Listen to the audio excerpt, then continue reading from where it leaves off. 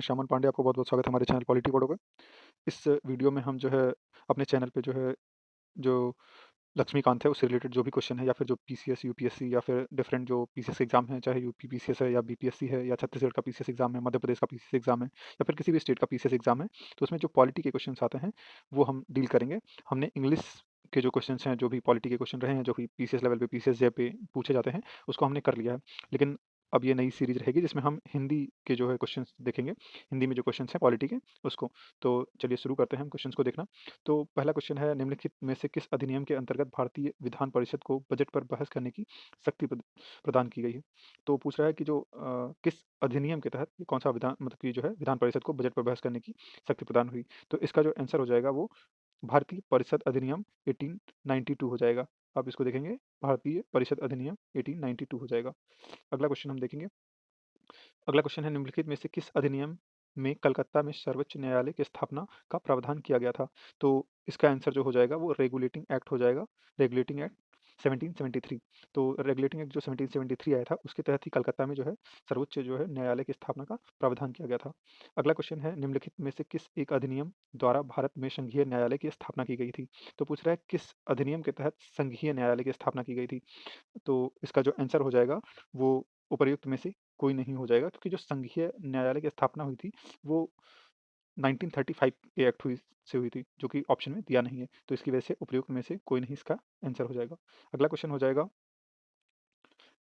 ये आप पूरा जब देखेंगे कि नियंत्रण क्या है, परिषद की स्थापना कब हुई, सर्वोच्च न्यायालय की स्थापना कब हुई, इंग्लिश मिशनरियों को भारत में कार्य करने की अनुमति कब से दी गई, गवर्नर जनरल की परिषद में कानूनी सदस्य की नियुक्ति कब से हुई। तो इस तरीके के जो हम जब क्वेश्चन को देखेंगे तो हमको पहली बात आप ये जानने की कोशिश करें इसमें से आप कौन सा मैच करा पा रहे हैं। जैसे अगर हमको देखा जाए तो सबसे आसान रहता है कि सर्वोच्च न्यायालय की जो स्थापना हुई थी वो नियामक अधिनियम 1773 से हुई थी। तो हम पहले बी को मिलाएंगे तो बी का वन हो जाएगा। तो बी का वन आप खोजेंगे कहाँ पे, तो इसका आपको बहुत इजीली आंसर मिल जाएगा और आप एलिमिनेट कर पाएंगे। बी का वन केवल जो है ऑप्शन बी में है। तो जो ऑप्शन बी हो जाएगा वो आपका आंसर हो जाएगा। तो जो ये ऑप्शन बी है इसका ये आंसर हो जाएगा।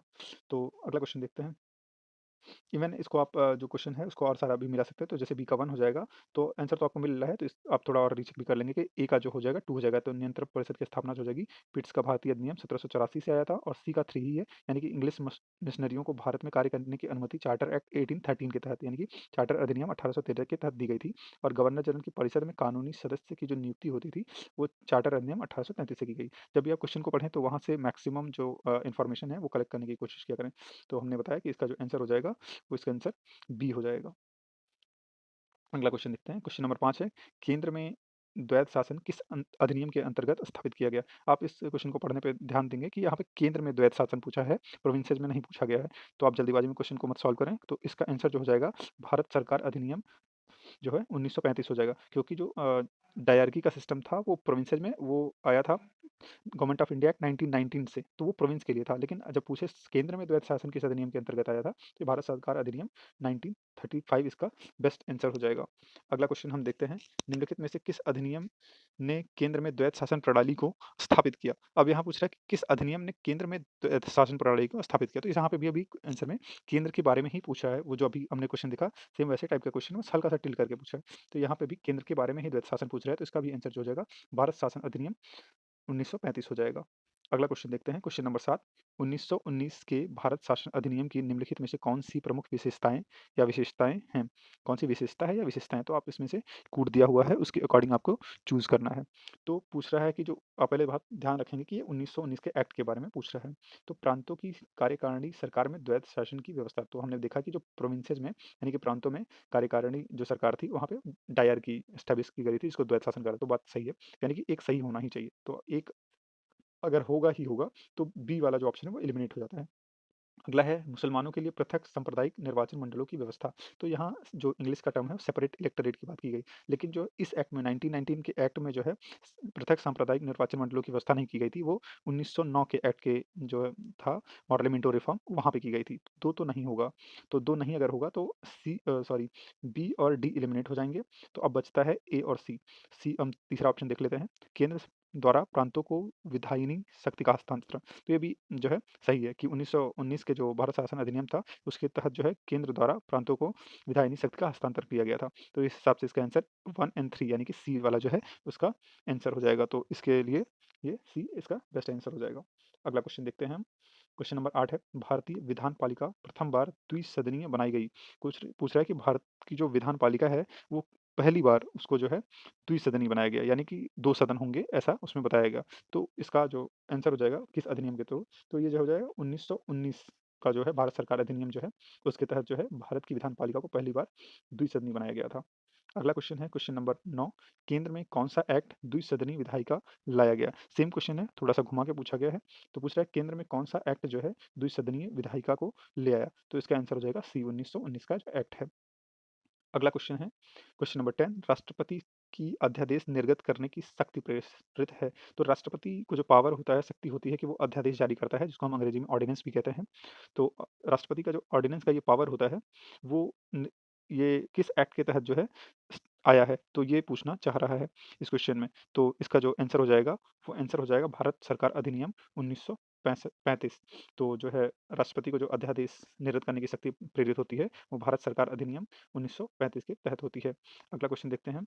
11वां, किस अधिनियम ने भारतवासियों को अपने देश के प्रशासन में हिस्सा लेना संभव बनाया था।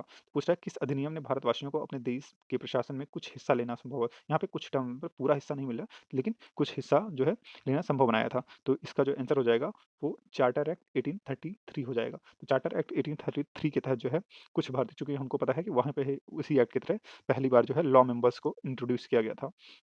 तो पहली बार जो है हिस्सा में जो है प्रशासन में हिस्सा लेना संभव बनाया गया था। तो पहला जो इसका इसका आंसर जो हो जाएगा चार्टर एक्ट 1833।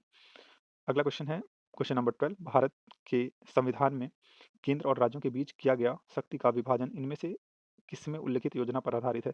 तो जो भारत के संविधान में केंद्र और राज्यों के बीच में, सेंटर और स्टेट के बीच में जो शक्तियों का बंटवारा किया गया है, कि जिसको हम अंग्रेजी में सेपरेशन ऑफ पावर भी बोलते हैं, तो वो किस योजना पे आधारित है। तो इसका आंसर हो जाएगा भारत सरकार अधिनियम 1935। तो भारत सरकार अधिनियम जो 1935 है उसके तहत ही सेंटर और स्टेट का जो है जो पावर होता है, शक्ति है, उनका विभाजन किया गया है। सेपरेशन ऑफ पावर का जो कंसेप्ट है वो 1935 के एक्ट से ही आता है। अगला क्वेश्चन देखते हैं। क्वेश्चन नंबर 13 है, एक संघीय व्यवस्था और केंद्र में द्वैध शासन भारत में लागू किया गया था। पूछ रहा है कि एक संघीय व्यवस्था होगा और केंद्र में द्वैध शासन होगा। आप जब भी द्वैध शासन के क्वेश्चन को पढ़ें तो आप जरूर ध्यान दें कि वो प्रोविंस में पूछ रहा है, प्रांत में पूछ रहा है, या फिर सेंटर यानी कि केंद्र में पूछ रहा है। तो इस क्वेश्चन में वो केंद्र में द्वैध शासन की बात कर रहा है। तो हमने कई बार देखा है इस क्वेश्चन को। तो इस क्वेश्चन का जो आंसर हो जाएगा वो आपका वो 1935 के अधिनियम के द्वारा हो जाएगा इसका आंसर, क्योंकि 1935 के अधिनियम के द्वारा ही जो है संघीय व्यवस्था की भी बात करी गई थी और केंद्र में द्वैध शासन की बात जो है भारत में लागू किया गया था। संघीय व्यवस्था मतलब अंग्रेजी की बात करी जाए तो फेडरल जो सिस्टम होता है कि सेंटर होगा, स्टेट होगा, मतलब एक से डिफरेंट लेवल पे जो है गवर्नमेंट्स होंगी। तो ये जो होगा और वो अपना वर्क करेंगी, तो ये संघीय व्यवस्था हो जाता है। तो संघीय व्यवस्था और केंद्र में द्वैध शासन जो है 1935 के अधिनियम के द्वारा लाया गया। क्वेश्चन नंबर अगला देख लेते हैं। क्वेश्चन नंबर 14वां, अखिल भारतीय महासंघ स्थापित करने का प्रावधान शामिल किया गया था। तो पूछ रहा है अखिल भारतीय जो महासंघ है उसको स्थापित करने का जो है प्रावधान किया गया था। तो किस एक्ट के थ्रू ये किया गया था ये जानना चाह रहा है। तो इसका भी जो आंसर हो जाएगा 1935, भारत सरकार अधिनियम 1935 हो जाएगा। भारत सरकार जो अधिनियम 1935 था उसमें इतनी सारी बातें की गई थी, वो कहीं न कहीं प्रिकर्सर था अपने कॉन्स्टिट्यूशन का। तो हमने काफ़ी हद तक 80 टू 90% जो कंटेंट है उसका अपने संविधान में लिया भी है। इस टाइम पे भी जो कंटेंट है हमारा 80 टू 90% वो 1935 का जो एक्ट था भारत सरकार अधिनियम का वहीं से आया गया। तो इसी वजह से आपको जो जैसे ऑल इंडिया सर्विसेज हुई या फिर फेडरल सिस्टम की बात हुई, सेंटर पे जो है डायरकी की बात हुई, तो ये सारी जो चीज़ें हैं वो भारत सरकार अधिनियम 1935 से ही आती हैं। अगला क्वेश्चन देखते हैं। क्वेश्चन नंबर 15 है, निम्नलिखित में से किस एक अधिनियम ने भारत में संघीय शासन की व्यवस्था दी थी। तो पूछ रहा है कि इनमें से कौन सा जो है अधिनियम है जिसने भारत में संघीय शासन की व्यवस्था दी थी। तो इसका जो आंसर हो जाएगा वो हो जाएगा भारत सरकार अधिनियम 1935। तो भारत सरकार अधिनियम 1935 की वजह से ही हमको जो है भारत में संघीय शासन की व्यवस्था मिली थी। अगला क्वेश्चन देखते हैं। क्वेश्चन नंबर 16 है, 1935 के अधिनियम द्वारा स्थापित संघ में अवशेष शक्तियाँ किसको दी गई थीं? तो 1935 का जो अधिनियम था उसमें अवशेष शक्तियाँ जो जितनी बचती हैं जैसे इस टाइम पे जो अगर बात करी जाए तो जो हमारी संघ सूची, राज्य सूची और समवर्ती सूची है, उसके अलावा भी अगर इन सूची में कोई ऐसा मैटर है जो नहीं आ पाता है, तो उसके अलावा अगर कोई बचा हुआ मैटर आ जाता है तो वो किसको मिली हुई थी 1935 के अधिनियम के तहत? तो इसका जो आंसर हो जाएगा, वो हो जाएगा गवर्नर जनरल को। उस टाइम पे गवर्नर जनरल को ये जो है रेसिडुअरी पावर जिसको अंग्रेजी में बोलते हैं, अवशेष शक्तियाँ वो गवर्नर जनरल को मिली थी। लेकिन इस टाइम पे जो अवशेष शक्तियाँ हैं वो हमारे पार्लियामेंट को मिली हुई हैं, संसद को मिली हुई हैं। तो संसद को अधिकार होता है कि वो जो है अवशेष शक्तियों पे कानून बना सकता है। अगला क्वेश्चन देखते हैं, क्वेश्चन नंबर 17। निम्नलिखित में से कौन-सा एक भारत शासन अधिनियम 1935 में स्वीकार किया हुआ महत्वपूर्ण और स्थायी अवयव नहीं है? तो पूछ रहा है इनमें से कौन-सा एक भारत सरकार अधिनियम 1935 में स्वीकार किया हुआ महत्वपूर्ण और अस्थायी अवयव नहीं है? नहीं पूछ रहा है, आप जब भी इस तरीके के क्वेश्चन को सॉल्व करें तो आप ज़रूर ये देखें कि वो है पूछ रहा है या नहीं पूछ रहा है, तो यहाँ पे नहीं पूछ रहा है। तो इसका जो हम देखेंगे देश के लिए एक लिखित संविधान होना, विधानमंडल के लिए निर्वाचित एवं जवाबदेह प्रतिनिधि होना, तो बी तो सही है। एक संघ की योजना पर विचार, ये भी सही है। विधानमंडल के लिए सरकारी सदस्यों का समायोजित किया जाना, तो ये भी सही है। तो जो नहीं सही है उसके लिए फिर इसका आंसर जो हो जाएगा वो देश के लिए लिखित संविधान होना। तो ऐसी कोई जो है कोई 1935 में स्वीकार किया हुआ ऐसा कोई महत्वपूर्ण अवयव नहीं था। अगला क्वेश्चन देखते हैं, क्वेश्चन नंबर 18 है, निम्नलिखित अधिनियमों में से किस अधिनियम के फलस्वरूप बर्मा भारत से अलग हुआ? तो बर्मा को भारत से जो अलग किया गया था वो किस अधिनियम के तहत किया गया था? ये क्वेश्चन ये पूछना चाह रहा है। तो इसका जो आंसर हो जाएगा वो हो जाएगा गवर्नमेंट ऑफ इंडिया एक्ट 1935। तो गवर्नमेंट ऑफ इंडिया एक्ट 1935 इसका आंसर हो जाएगा। इसके तहत जो है बर्मा को भारत से अलग किया गया। क्वेश्चन नंबर 19वां है, एक निर्वाचित संविधान सभा द्वारा भारत के संविधान का निर्माण करने का प्रस्ताव किया गया था। तो पूछ रहा है कि जो संविधान सभा थी वो इलेक्टेड थी, उसके द्वारा जो है भारत के संविधान का निर्माण करने का प्रस्ताव किया गया था। तो पूछ रहा है तो किसके मतलब कौन-सी ऐसी जो है संविधान सभा जिस जो है उसका निर्माण हुआ था वो किस मतलब किसके प्रस्ताव की वजह से किया गया था? तो इसका जो आंसर हो जाएगा वो हो जाएगा क्रिप्स मिशन। जो क्रिप्स मिशन था वो आया था उसी के बाद से जो है चीज़ें स्टार्ट हुई कि जो है निर्वाचित संविधान सभा होगी और वो संविधान का निर्माण करेगी। तो इसका जो है बेस्ट जो आंसर हो जाएगा इसका वो क्रिप्स मिशन हो जाएगा। तो आंसर सी इसका बेस्ट आंसर हो जाएगा। अगला क्वेश्चन देखते हैं, क्वेश्चन नंबर 20। भारत में उपनिवेशी शासन के संदर्भ में 1883 में एल्बर्ट बिल का उद्देश्य था। 1883 में एक एल्बर्ट बिल आया था, तो उसका उद्देश्य पूछ रहा है। ये यूपीएससी का क्वेश्चन और एक बहुत ही इंपॉर्टेंट क्वेश्चन है। जब भी आप डिटेल में जब हिस्ट्री वाला पोर्शन स्पेशली पढ़ते हैं तो एल्बर्ट बिल के बारे में, इस कंट्रोवर्सी के बारे में आप पढ़ते हैं।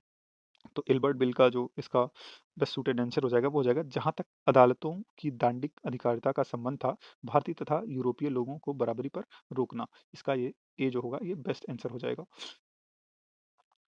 अगला क्वेश्चन देखते हैं, क्वेश्चन नंबर 21। कैबिनेट मिशन योजना के अंतर्गत संविधान निर्मात्री परिषद में प्रत्येक प्रांत को आवंटित सदस्य संख्या निर्धारित करने के लिए एक प्रतिनिधि कितनी जनसंख्या के अनुपात में था? तो जनसंख्या के अनुपात में पूछना चाह रहा है, तो कितने जनसंख्या के अनुपात में था? तो ये इसका सिंपल सा आंसर है, ये 10 लाख जो है व्यक्ति था। तो जो कैबिनेट मिशन योजना थी उसके अंतर्गत जो है संविधान निर्मात्री परिषद में प्रत्येक प्रांत को आवंटित संख्या सदस्य संख्या निर्धारित करने के लिए एक प्रतिनिधि कितनी जनसंख्या के अनुपात में, तो एक प्रतिनिधि जो है 10 लाख लोगों पर था। अगला क्वेश्चन देखते हैं, क्वेश्चन नंबर 22। 22वां क्वेश्चन है, भारतीय संविधान सभा का गठन किया गया था। तो भारतीय संविधान का जो सभा का जो है गठन कब किया गया था वो ये पूछना चाह रहा है। तो इसका जो आंसर हो जाएगा वो कैबिनेट मिशन योजना 1946 के तहत ये जो है किया गया था। तो भारतीय संविधान सभा का जो गठन किया गया था वो कैबिनेट मिशन योजना 1946 के अंतर्गत किया गया था। अगला क्वेश्चन है क्वेश्चन नंबर 23। 1946 में निर्मित अंतरिम सरकार में कार्यपालिका परिषद के उपसभापति थे। यहाँ पे उपसभापति के बारे में पूछ रहा है, इस बात का ध्यान देंगे। तो इसका जो आंसर हो जाएगा वो जवाहरलाल नेहरू हो जाएगा। अगला क्वेश्चन देखते हैं, ये तो फैक्चुअल क्वेश्चन था तो इस तरीके के क्वेश्चन आप जरूर याद करें, लेकिन अब सोचिए देखिए इतना फैक्चुअल है फिर भी ये आईएएस के प्री में 1995 में पूछा गया था। अगला क्वेश्चन है क्वेश्चन नंबर 24वां। निम्नलिखित में से कौन अगस्त 1946 ईस्वी में गठित प्रथम अंतरिम सरकार राष्ट्रीय सरकार का सदस्य नहीं था? इसमें यहाँ पे नहीं पूछ रहा है। जब भी आप ऐसे क्वेश्चन को देखें तो आप बहुत ध्यान से देखें, यहाँ पे नहीं पूछ रहा है। तो नहीं के लिए इसका आंसर जो हो जाएगा वो डॉक्टर एस राधाकृष्णन हो जाएगा। तो डॉक्टर एस राधाकृष्णन जो है अगस्त 1946 में जो गठित हुई थी प्रथम अंतरिम सरकार, उसके सदस्य नहीं थे। अगला क्वेश्चन है क्वेश्चन नंबर 25। कथन और कारण का क्वेश्चन है और ये आईएएस 2007 में पूछा गया प्री में। तो वेवेल योजना के अनुसार कार्यकारी परिषद में हिंदू और मुस्लिम सदस्यों की संख्या समान होनी थी। आपको ये जो है कथन दिया गया है, तो आप थोड़ा सा इस पे विचार करेंगे कि कथन सही है या नहीं है। तो कथन तो सही है कि वेवेल योजना के अनुसार जो है कार्यकारी जो परिषद में हिंदू और मुसलमान संख्या सदस्यों की संख्या थी उसको समान होती थी, ऐसा बताया गया था। बाकी कारण है कि वेवेल का विचार था कि ऐसी व्यवस्था से भारत का बँटवारा बच जाता। तो कारण कोई बहुत ज़्यादा उस परिस्थिति के अकॉर्डिंग जब हम वेवेल योजना और उस तरीके के उस ड्यूरेशन को पढ़ते हैं हिस्ट्री में, तो ये कहीं नहीं मिलता है कि वेवेल का विचार था कि ऐसी अगर व्यवस्था हो जाएगी तो भारत का जो है बँटवारा बच जाता। तो ऐसा कोई जो है सिस्टम जो है नहीं था। तो इस हिसाब से इसका जो आंसर हो जाएगा कि कथन तो सही है पर कारण गलत है। तो इसका आंसर जो हो जाएगा वो आंसर सी हो जाएगा कि कथन सही है पर जो है कारण गलत है। अगला क्वेश्चन है क्वेश्चन नंबर 26 यानी 26वां क्वेश्चन। भारत के लिए संविधान की रचना हेतु संविधान सभा का विचार निम्नलिखित में से सर्वप्रथम किसने प्रस्तुत किया था? तो पूछ रहा है भारत के लिए जो संविधान की रचना हेतु संविधान सभा का विचार यानी कि कॉन्स्टिट्यूएंट असेंबली हो, ऐसा जो विचार सर्वप्रथम किसने रखा था? ये भी आईएएस प्री का 1996 का क्वेश्चन है, काफ़ी अच्छा क्वेश्चन है। तो किसने प्रस्तुत किया था? तो इसका जो आंसर हो जाएगा, वो हो जाएगा स्वराज पार्टी ने। स्वराज पार्टी ने 1934 में स्पेशली जो संविधान सभा का जो विचार था वो एम.एन. रॉय जो है थे, उन्होंने पहली बार जो है किया था। अगला क्वेश्चन हम देखते हैं, क्वेश्चन नंबर 27 निम्नलिखित में से कौन से कथन संविधान सभा के विषय में सत्य नहीं है? यहाँ पे नहीं पूछ रहा है, जब भी आप ऐसे क्वेश्चन को देखें तो आपसे मेरी पूरी गुजारिश है कि आप क्वेश्चन को बहुत ही ध्यान से पढ़ें, अदरवाइज आप क्वेश्चन को मिस कर जाएँगे और काफ़ी नुकसान हो सकता है इससे आपका। तो नहीं पूछ रहा है, तो पूछ रहा है संविधान सभा के बारे में नहीं पूछ रहा है। तो चलिए देखते हैं इसका आंसर क्या हो सकता है।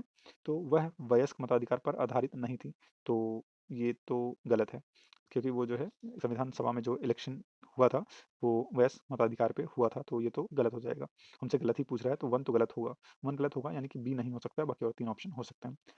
वह प्रत्यक्ष निर्वाचन का परिणाम थी। तो हमको पता है कि संविधान सभा में जो निर्वाचन हुआ था प्रत्यक्ष भी हुआ था और अप्रत्यक्ष भी हुआ था, तो ये भी आंसर जो है, ये जो सेकंड ऑप्शन है ये भी गलत हो जाएगा। तो 1 भी गलत है, 2 भी गलत है, यानी कि अगर 1 भी गलत होगा, 2 भी गलत होगा, तो इस हिसाब से आंसर ए हो सकता है या तो डी हो सकता है। अगला क्वेश्चन है वह बहुदलीय निकाय थी। तो वह बहुदलीय निकाय थी, ये बात सही है, काफ़ी दल उसमें थे, तो ये तो सही हो गया। सही हो गया तो यानी कि ये तो नहीं हो सकता, सही यानी कि डी जो है एलिमिनेट हो जाएगा। तो हमको आंसर मिल चुका है कि 1 और 2 बस होगा। लेकिन हम अगला भी देख लेते हैं, चौथा जो है, उसने अनेक समितियों के माध्यम से कार्य किया। तो ये भी बात सही है कि उसने अनेक जो है समितियों के माध्यम से कार्य किया। तो 3 और 4 तो सही है, लेकिन 1 और 2 गलत हैं। तो हमको गलत ही पूछ रहा है, तो इस हिसाब से जो आंसर हो जाएगा, वो आंसर ए हो जाएगा, 1 एंड 2। 1 और 2 जो है वो गलत है। क्वेश्चन नंबर 28वां है, निम्नलिखित में से संविधान सभा के बारे में गलत कथन कौन-सा है? अब यहाँ पे भी गलत कथन पूछ रहा है और ये एमपी के पीसीएस एग्ज़ाम में पूछा गया है। तो ये इसका जो आंसर हो जाएगा, इसका निर्वाचन सार्वभौम वयस्क मताधिकार के आधार पर किया गया। तो ये गलत हो जाएगा, जो है सार्वभौम वयस्क मताधिकार पर नहीं किया गया था।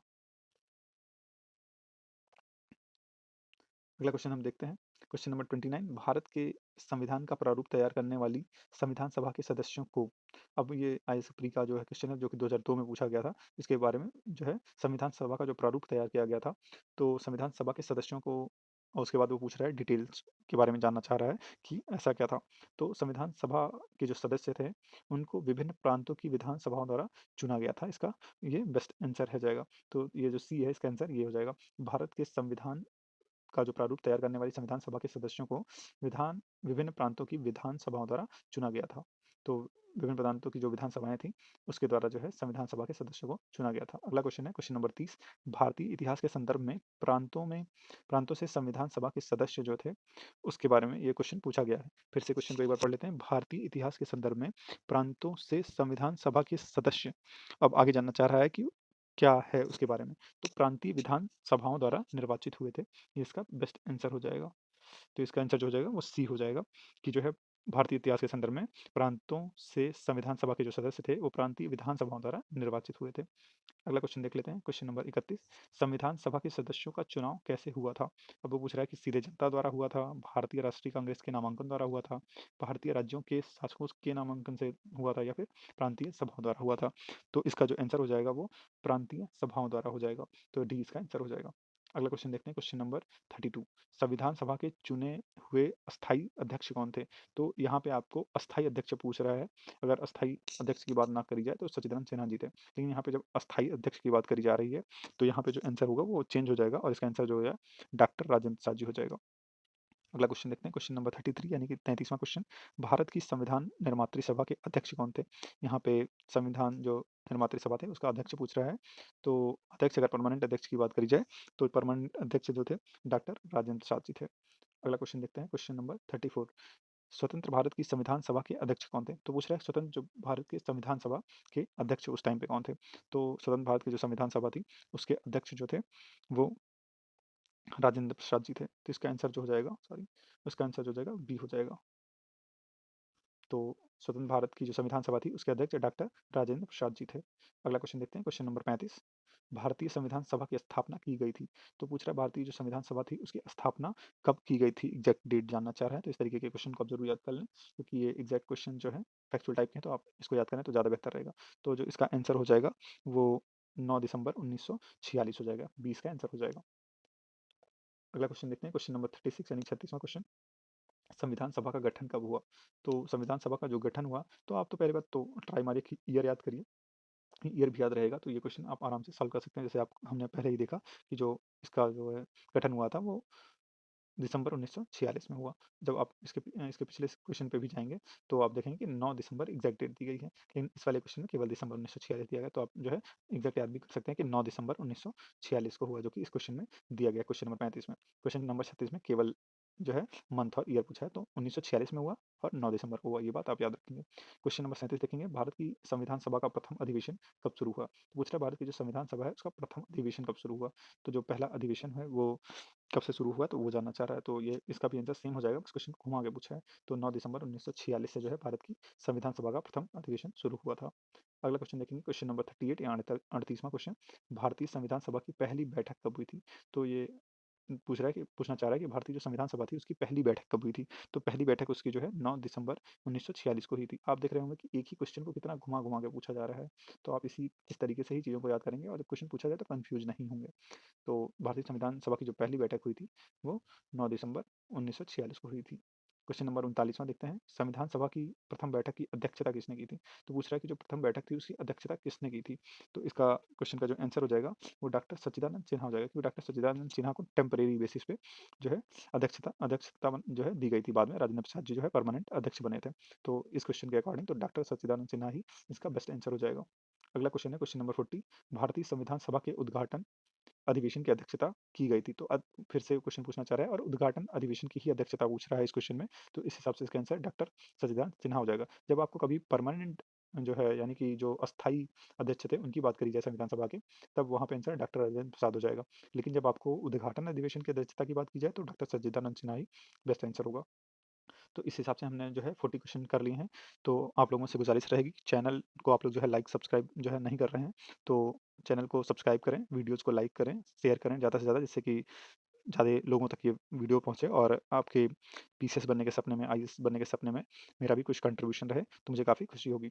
और आपको बताना चाहेंगे कि इंग्लिश मीडियम के जितने भी एमसीक्यू लेक्चर हैं वो मोस्टली जो है अपलोड हो चुके हैं चैनल पे। तो आप अगर इंग्लिश मीडियम के हैं तो आप वहाँ पे भी जाकर के सारे वीडियोज़ के जो एमसीक्यूज़ हैं वो अभी देख सकते हैं। चाहे वो प्रिएम्बल का हो, फंडामेंटल राइट का हो, डीपीएसपी का हो, और गवर्नर का हो, प्राइम मिनिस्टर का हो, चीफ मिनिस्टर का हो, काउंसिल ऑफ मिनिस्टर से रिलेटेड क्वेश्चन हो, या फिर सुप्रीम कोर्ट और हाई कोर्ट के क्वेश्चन हो, वो हमने काफ़ी हद तक कुछ कुछ क्वेश्चन जो है अपलोड कर दिए हैं, जो आपके लिए काफ़ी बेनिफिशियल है, उसको जरूर देखें। तथा हमने एक मैराथन लेक्चर लिया है जो कि 85 मिनट्स का है, उसको जरूर देखें, इससे आपको काफ़ी नॉलेज मिलेगा। तो बहुत बहुत धन्यवाद, thank you, please like and share my videos and subscribe my channel polity पढ़ो। हैव ए नाइस डे, बहुत बहुत धन्यवाद।